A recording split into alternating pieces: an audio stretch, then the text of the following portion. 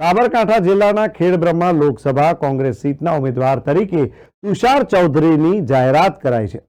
કોંગ્રેસ કાર્યકરોમાં અનેરો ઉત્સાહ જોવા મળ્યો હતો। ફૂલહાર પહેરાવીને મોઢું મીઠું કરાવીને કાર્યકરો દ્વારા સત્કાર કરવામાં આવ્યો હતો।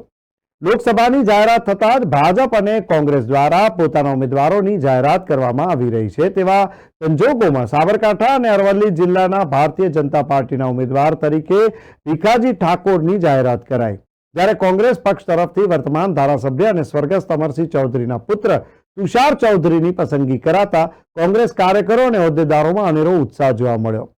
કોંગ્રેસ પક્ષે તુષાર ચૌધરીની પસંદગી કરતા કાર્યકરો દ્વારા ખેડબ્રહ્મા ખાતે આવેલ તેમના નિવાસ સ્થાને તેમને ફૂલહાર પહેરાવી, ફટાકડા ફોડી અને પેંડા ખવડાવી મોઢું મીઠું કરાવી તેમને આવકારવામાં આવ્યા હતા। આ સમયે તુષાર ચૌધરી દ્વારા મોવડી મંડળનો આભાર માન્યો હતો અને ભાજપ ઉપર આકરા પ્રહારો કરતા કેન્દ્ર સરકારની નિષ્ફળતા ઉજાગર કરવાની નેમ લીધી હતી। રાષ્ટ્રીય કોંગ્રેસ પક્ષના ઉમેદવાર તરીકે સાબરકાંઠા લોકસભામાં કોંગ્રેસ પક્ષે મારી પસંદગી કરી છે। આ લોકસભાની ચૂંટણીમાં કેન્દ્ર સરકારની જે નિષ્ફળતાઓ છે એને અમે ઉજાગર કરવાનો પ્રયત્ન કરીશું। અત્યારે તમે જોઈ રહ્યા છો કે દેશમાં મોંઘવારીએ માજા મૂકી છે, બેરોજગારી કૂદકે ને ભૂસકે વધી રહી છે, લોકોને જીવવું મુશ્કેલ બની ગયું છે। આજે પરિસ્થિતિ એવી સામાન્ય લોકોની થઈ ગઈ છે કે સરકાર જો ગરીબ મફત અનાજ ના આપે તો પોતાના ઘરમાં ચૂલો ના સળગાવી શકે એટલી ગરીબીમાં ધકેલી દીધા છે।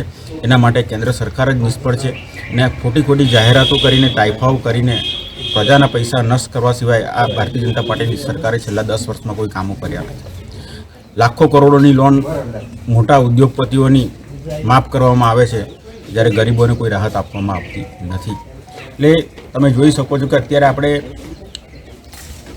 અમદાવાદથી આપણે હિંમતનગર આવીએ તો જે ફ્લાયઓવરની કામગીરી ચાલે છે, હું 2014માં મિનિસ્ટર હતો ત્યારના મેં મંજૂર કર્યા છે। આજે 2024 થવા જઈ રહી છે, હજી સુધી એ ફ્લાયઓવર પણ એ લોકો પૂરા કરી શક્યા નથી।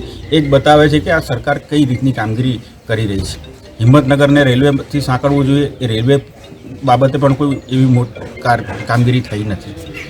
એટલે આવા ઘણા બધા મુદ્દાઓ છે જેને અમે પ્રજા સમક્ષ લઈ જઈશું અને ખાસ કરીને જે ઇલેક્ટ્રોલ બોન્ડમાં જે ભ્રષ્ટાચારની જે વાતો સંભળાઈ રહી છે એને પણ અમે ઉજાગર કરીશું, કારણ કે લગભગ 7,985 કરોડ જેટલું માતબર દાન ફક્ત ને ફક્ત ભારતીય જનતા પાર્ટીને મળ્યું છે। કોઈ રાજી ખુશીથી દાન આપે તેનો અમને કોઈ વાંધો નથી, પણ કેટલીક જગ્યાએ એવું જોવા મળ્યું છે કે ઇન્કમટેક્સની રેડ પડી, કોઈ જગ્યાએ ઈડીની રેડ પડી, કોઈ જગ્યાએ CBIની રેડ પડી અને એ પછી ઇલેક્ટ્રોલ બોન્ડ ખરીદીને એ પૈસા ભારતીય જનતા પાર્ટીને આપ્યા તો આ રેડ સમાપન થઈ ગયું, એનો બીટો વળી ગયો, એ પ્રકારની ઘટના પણ જોવા મળી છે।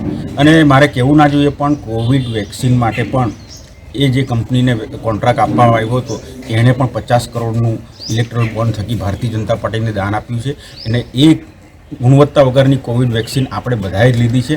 એના કારણે તમે જોઈ શકો છો કે આજે 25 વર્ષનું યુવાન નવરાત્રિમાં ગરબા કરતો હોય ને એકદમ ઢળી પડે એનું મૃત્યુ થાય છે। કોઈ જીમમાં કસરત કરવા ગયો હોય, કોઈ સવારે મોર્નિંગ વોક માટે ગયો હોય, કોઈ સામાન્ય ચાલતો હોય કે સામાન્ય દૈનિક ક્રિયા કરતો હોય ને બિચારો ઢળી પડે ને હાર્ટ એટેકથી એનું મૃત્યુ થાય છે।